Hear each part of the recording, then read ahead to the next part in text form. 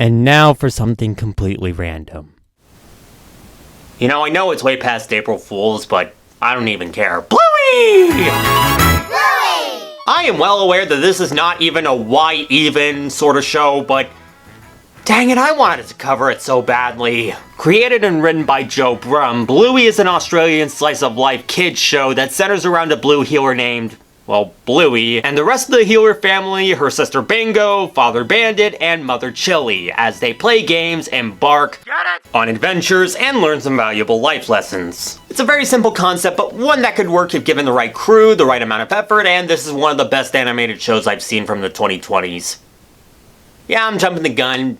I love this show. I first heard of Bluey from a video talking about how Cocomelon's a brainwashing, sensory overloading parasite of a show, especially compared to the likes of Encanto, Arcane, and this. I then heard some murmurs about how good the show was, and when my mom had to watch my niece Ren, I saw that Bluey was put on, and I decided to stick around and watch it. I remember the episode Hospitals was on, and I thought it was cute. Eventually, after seeing some out-of-context clips for Bluey, and after seeing more people praise the show, I decided to watch another episode, and then another, and then another, and then after a while I basically have binge-watched the entire series. I know a ton of other people have talked about this show and sung its praises, and some people have even taken to Twitter to judge those people for liking what is essentially a little kids show. Yes, they are that annoying. But much like Word Girl, it doesn't really feel like a kids show as in only for kids, in a similar vein to Dora the Explorer, Bubble Guppies, Mickey Mouse Clubhouse, or Peppa Pork Rinds.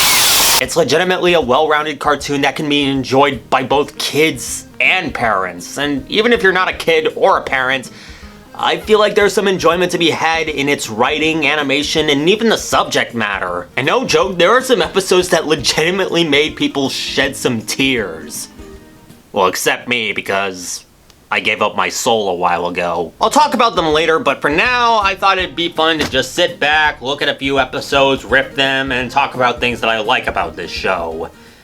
And to be quite honest, it was kind of hard choosing which episodes I covered for this. I thought of covering Hospitals because it was where I started my Bluey binge, the music sounded like it came from Pixar's Knick Knack, and because Bandit has a cat that slid into his stomach through his belly button, that's a sentence you had to hear today. My goodness. I also thought of covering Stumpfest because... Woo! Testosterone! Oops. I also thought of covering Unicorse because... Okay, I know he's annoying, but I can't help it. I love the little grub. And come on, guys, if you can make a Bob Bilby hand puppet based on the episode of the same name, what's stopping you from making a Unicorse hand puppet? Unicorse? What's your favorite food? Children. Oh.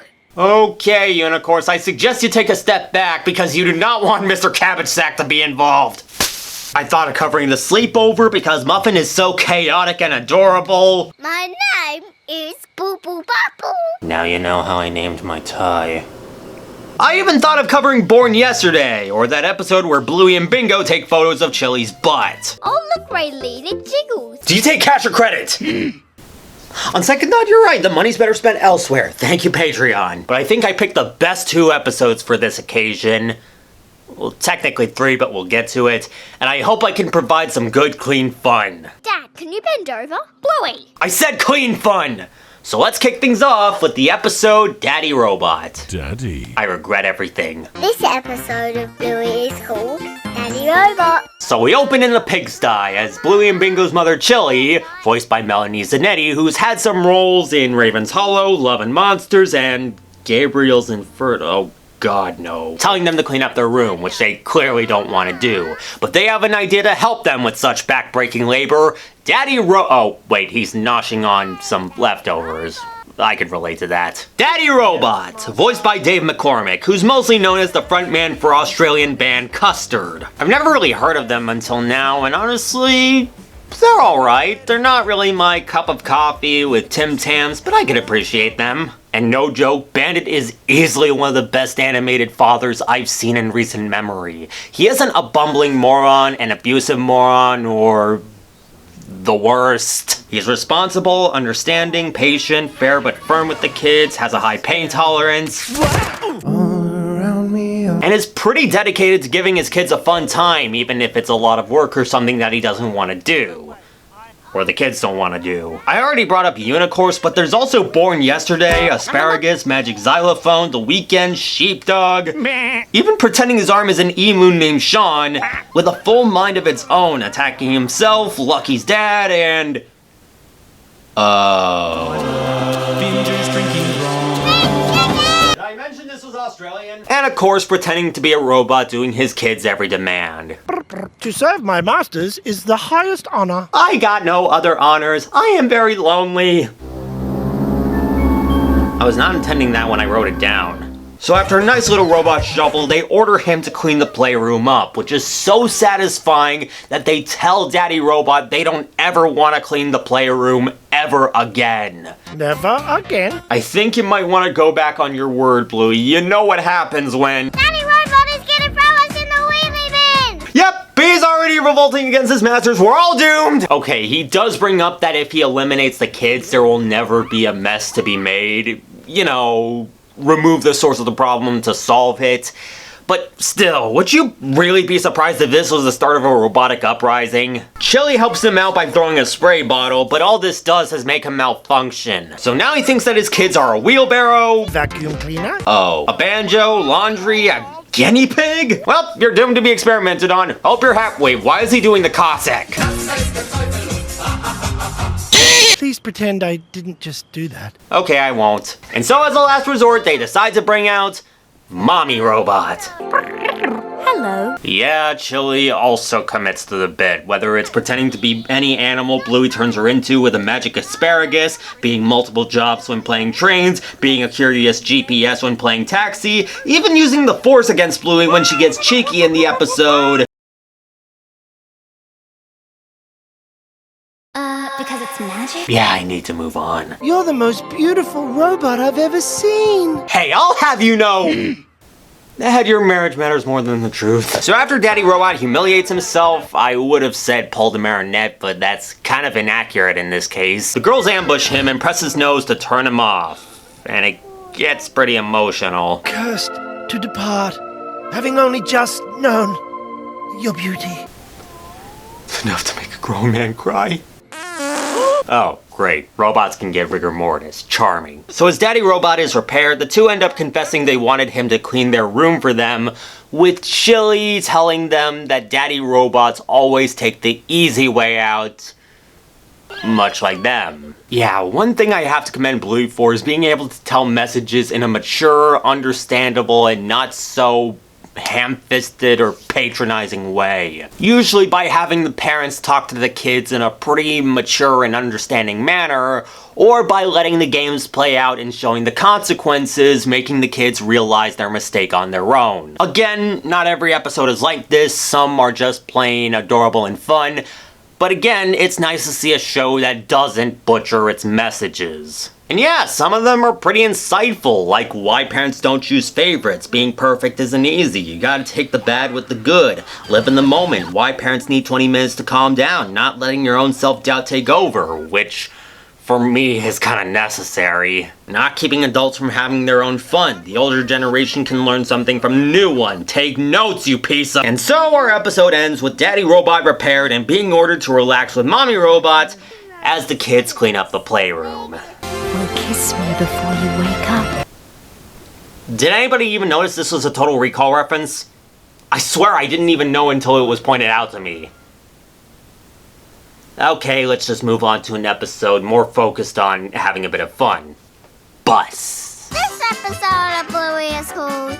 Forget. 10 out of 10! Wheels on the bus go round and round. 0 out of 10! So we open this episode with a lady getting on the bus to go to a museum, though without any traffic, there really shouldn't be any trouble getting there. Here come my grannies! Oh boy, here we go. Yeah, these are a couple of troublemaking grannies, Janet and... Rita. If you know, you know. These are actually recurring characters in Bluey, making their first appearance in, well, grannies. Where they pretend to be grannies causing a bunch of mischief, only to be interrupted by Bingo flossing and Bluey being frustrated because grannies can't floss. Yes, there's flossing in this episode, and because of that I hate it. Anyways, after showing some class, Charming. they sit next to the lady and find out that she takes this bus because she's in love with the driver. He's a bit hairy, isn't he? Not for me. So you admit you have low standards. She's been meaning to tell him for a while now, but she keeps putting it off. However, the old walking gumdrops decides she needs to tell him now. Man, if only Marinette had these two people in her life. But all this does is anger the bus driver and leave me concerned for Janet wanting sausages. I said I wanted some clean fun on this video. So the driver says screw it and drives to the museum to boot them all off the bus. However, Rita loses Boopsy. Thank God it's not Bubsy. Who's Boopsy? A snake! Where did that come from? Don't you just hate it when you're trying to do your job and all of a sudden a snake appears and wraps itself around you? I'm personally numb to it. So with the driver out of the seat, Rita decides to drive. What? Yep, we're doomed. So the lady tries to get Rita off, but she ends up removing the steering wheel. Look, I know that they're pretending. I know that it's all just a game, but honestly, the way it's presented here is just so genuine that I don't even care. I'm just here for the ride. Stick it back in the thing! I said I wanted some clean fun! And if you're wondering what Janet is doing, she's having a nana nap during all of this. Sausages! Okay, I do not want her dreaming about sausages. How about dreaming about sheep? They're dying. Okay, why not bones? I mean toys. I mean sucks. I mean the check. Cookbook. Okay, books. There is no way that this could possibly be. I've given up. So the lady tries to slam on the brakes, but... I love a good lamington. No. Okay, first, I am impressed by this woman's digestive system, and second... Did I mention this was Australian? And that's not the only trace of Australia in this show. Certain locations are based on real places in Australia. Australian lingo like dollary-doos, wheelie bin, dunny, and wackadoo. Bingo, don't be a dobber. Animals like bilbies, emus, meerkats, and the aforementioned Australian white ibis. There's Vegemite in the fridge of one episode, sparking a debate online, which... I don't really care. Even cameos from Australian stars like the original Blue Wiggle, Anthony Field, and even Robert Irwin, son of the late Steve Irwin, rest in peace. And those aren't the only guest stars we see. There's a cameo from Kate McMahon and Mary Bowling of the Gotta Be Done podcast, a podcast dedicated to Bluey, and they even managed to get Lin-Manuel Miranda and Natalie Portman in this show. Natalie freaking Portman as a whale documentary narrator. How even? I need to move on. Where were we? Charming. Rita, that's not helping! I relate to this way more than I'm sure the writers were intending. So the driver makes it onto the bus with the lady flustered, and she tries to tell him how she feels, but once again, she puts it off till tomorrow. Unfortunately... We're gonna hit the casket factory! Okay, while writing this review, I thought he said casket factory, and I was going to make a joke about burying bodies the natural way, but any joke I could make about the custard factory will fly right in the face of any clean fun I was planning to have, so we should move on. And with that, the driver grabs the grannies and they leap out of the bus, and with the fact that they nearly died circling the lady's head, she gathers up the courage and finally confesses to the driver. I'd like to get married and have your bus babies. Uh-huh, yeah, and would you like a criminal record with that? So all's well that ends well, I guess. The grannies might not be at Mahjong, but the lady finally confessed to the driver, and now they can get— He's already married to a giraffe. I'm sorry, what? Oh, stretchy pants. I was so scared. Okay, seems like somebody's about to get snipped. You know what, never mind. It's better if Chili keeps her options. Though the driver does suffer the wrath of the grannies, ending our episode. Well, that was a lot of fun, but this isn't all the show has to offer. There are plenty more episodes, and not all of them follow the same format. Some of them do change it up. Like Blue Mountains, which is told through hand puppets on top of Bandit. Facey Talk, which is done on a video chat app similar to FaceTime, and shows Muffin being reprimanded and punished for her misbehavior. Thank you! There's Rain, which is mostly done without dialogue. Handstand, which is done in single shots. Escape, which is done in the style of children's drawings. Even Bumpy and the Wise Old Wolfhound, which is done as a home movie sent to Bingo while she's sick. I've got bum worms. But it's not all sunshine and rainbows. There are some episodes which can tackle topics that can really tug on your heartstrings, let me tell you. Like Baby Race, which deals with parental guilt, Space, which deals with separation anxiety and trauma, The Show, which has this scene.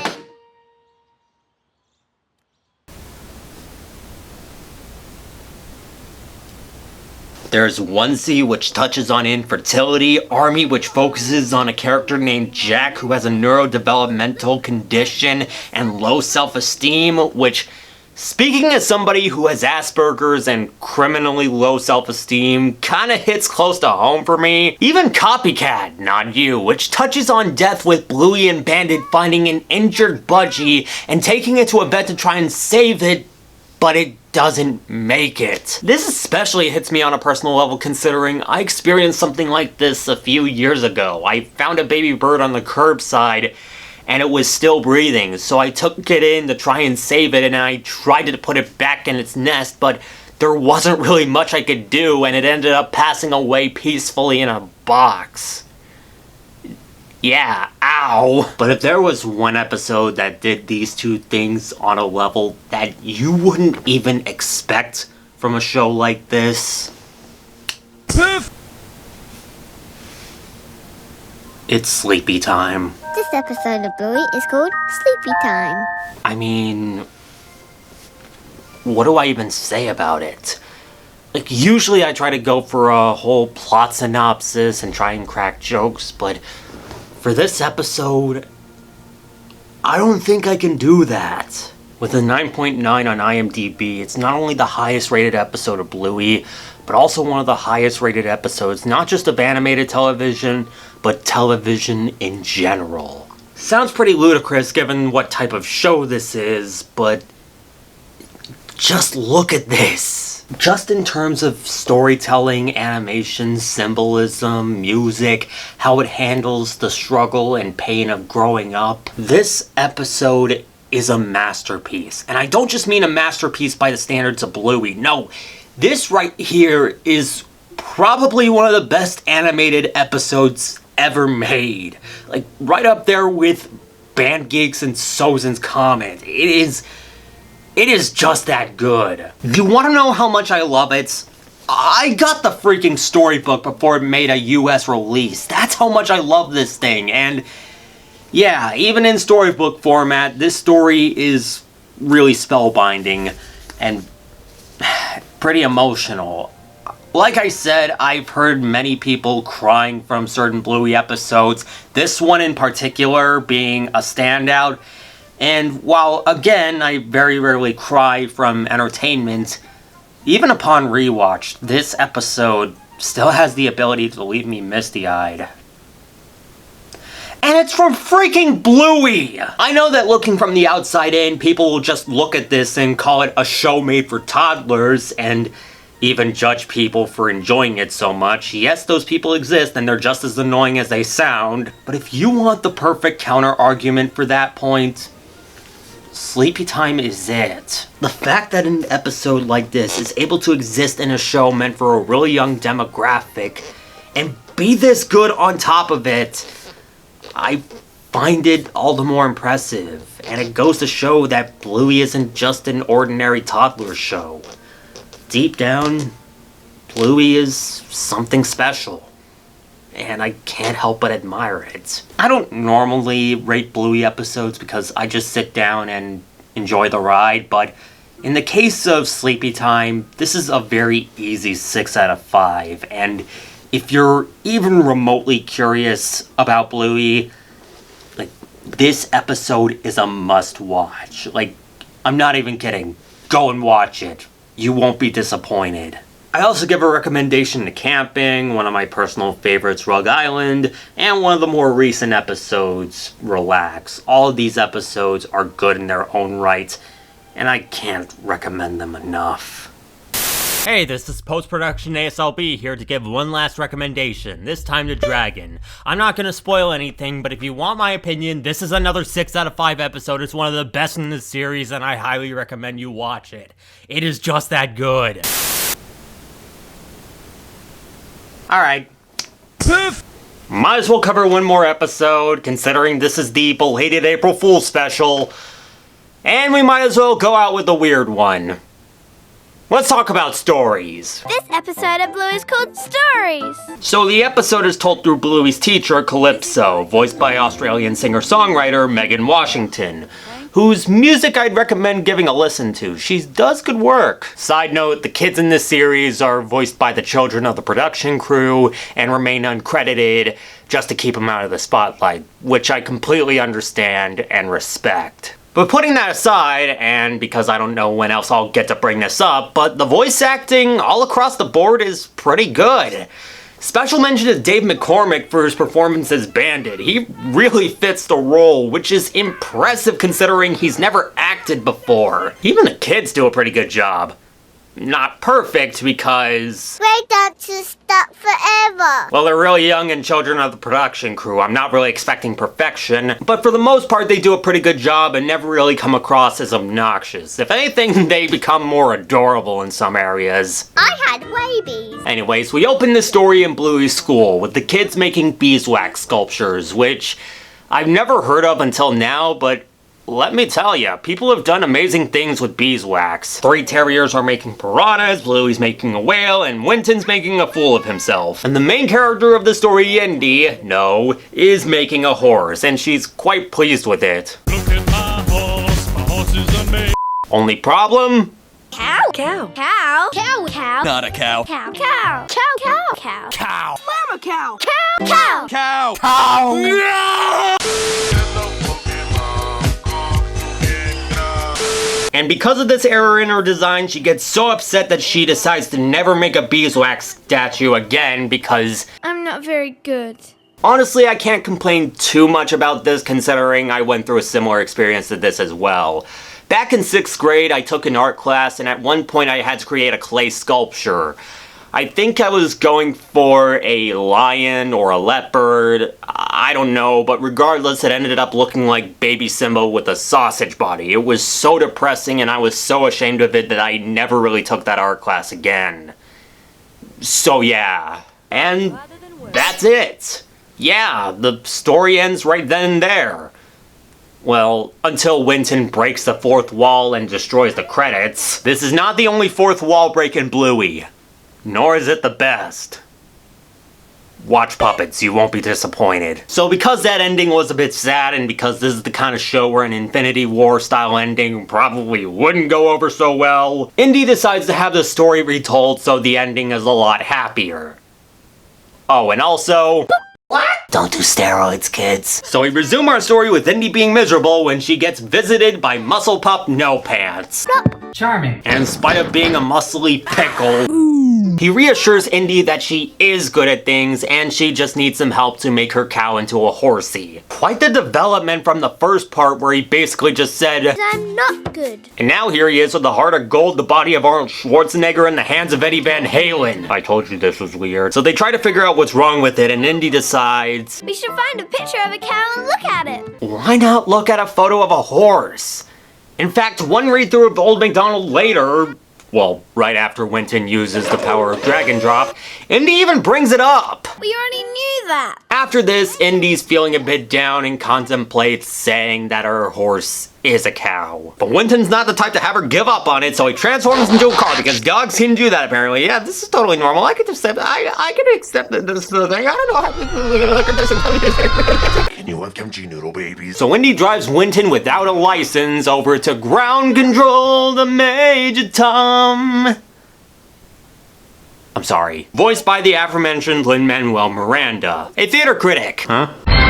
Yeah, I got to see Hamilton a while ago during quarantine, and honestly, I thought it was pretty good. I thought the concept was a bit questionable at best when I first heard about it, but then when I saw it, yeah, it was really well executed. The performances are strong, the writing is crazy impressive, and it never stops for a moment. It keeps on going with leitmotifs and callbacks to previous songs sprinkled throughout this musical. I wouldn't say it's perfect, there were a few songs that were kinda weak, and it does run a bit long for my tastes, but honestly, if you're into history and musicals, I'd recommend it.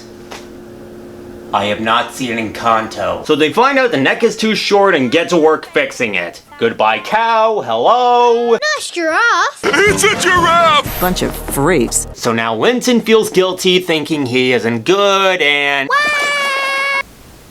Boy, when I get to Chris Master, I'm going to seem like a massive hypocrite because... Yeah. But Indy cheers him up and they rework the neck so it isn't too long. Goodbye, giraffe. Hello. Okapi. Horse. Dang it! And so our episode ends with Winton ascending to godhood! Or becoming Sorcerer Supreme, I don't know. And Nittany naming the wax horse... Major Tom? Okay, I think that's enough weirdness. I'm gonna go die now. Go and watch Bluey. If you don't like it, you're a grub. Oh my god, this took forever. I am so sorry for taking a long time on this. So long that it's not even April anymore, so... Yeah. I think it helps. Now, if you're wondering where the Troublemaker review is, the script is done. It's just that the person that I'm collaborating with, alias Kagitabam, yes, she made a return. Glad to have her back. She's getting recording equipment and she won't be able to send me anything until June, so yeah, stay tuned. As for Neo Theater, I have been working on the review for this, but I've been procrastinating for so much that it's gotten to a point where I just don't want to do it. I mean, that doesn't mean I'm going to give up on the Neo Theater review, I just want to rework it to a point where I'm comfortable with it, and so that the copyright gods won't. But on the plus side, I do have a few good things to announce. For one, in case you haven't noticed, I'm uploading animatics now. My girlfriend's been hard at work on these, and honestly, I can't overstate how much I love them. I hope to have more uploaded, so be sure to stick around if you want to see more. To Ellie, thank you for making these, and thank you to all the people who have lent their voices to some of these animatics. You're all freaking awesome. Another thing I should mention, I've got my Patreon fully set up, so I could actually get paid for this. As of right now, you can donate as little as $3 a month for early access to videos, and for a little bit extra, you can unlock exclusive content you won't find on my main channel. You don't have to if you don't want to, but every bit of support helps, so links in the description below. And one last thing, I will be donning the Huntsman outfit and heading over to MomoCon, especially to record the Miraculous Ladybug fan panel happening over there. So feel free to stop by and say hi if you're heading over there. And as per usual, be sure to like, comment, and subscribe if you like what you... And as always, if you like what you see, be sure to like, comment, and subscribe, and check out all my other social media pages for more ASLB. And as per usual, have a great life, stay miraculous, don't be a dubber, and see ya. And yes, I'm aware that there's a character named Leela, and she's automatically the best character in the show because of that.